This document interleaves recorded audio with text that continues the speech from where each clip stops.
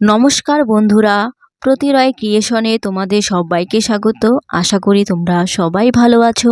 আজকের নিমফুলের মধু ধারাবাহিক পর্বে আমরা দেখতে পাবো যে দত্তবাড়িতে পুলিশ এসে হাজির হলো। পুলিশ জিজ্ঞাসা করলো, অমিতেশ দত্ত বাড়ি আছে? তার অ্যাকাউন্টে 3 লক্ষ টাকা হ্যাক করে নিজের অ্যাকাউন্টে ঢুকিয়েছে, ওনাকে গ্রেপ্তার করা হবে। সৃজনের বাবাকে বিনা অপরাধে পুলিশ নিয়ে গেল।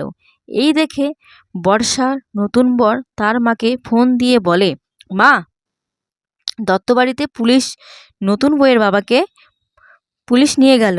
এই শুনে নতুন বরের মা ফোন করে বলে, ওই মেয়েকে তুই দত্তবাড়িতে রেখে তোরা চলে আয়। এদিকে পয়না বলে উঠল, আমি 2 দিনের মধ্যে বাবাকে নির্দোষ প্রমাণ করে দেব। তোমার মা নতুন বউকে সসম্মানে নিজে বাড়ি নিয়ে যাবে। এই ছিল আজকের নিমফুলে মধু ধারাবাহিকের পর্ব। পর্ব জানতে হলে অবশ্যই আমার ইউটিউব চ্যানেলটিকে সাবস্ক্রাইব করে পাশে থাকতে হবে। অসংখ্য ধন্যবাদ সবাইকে। আপনারা সবাই সুস্থ ও ভালো থাকবেন।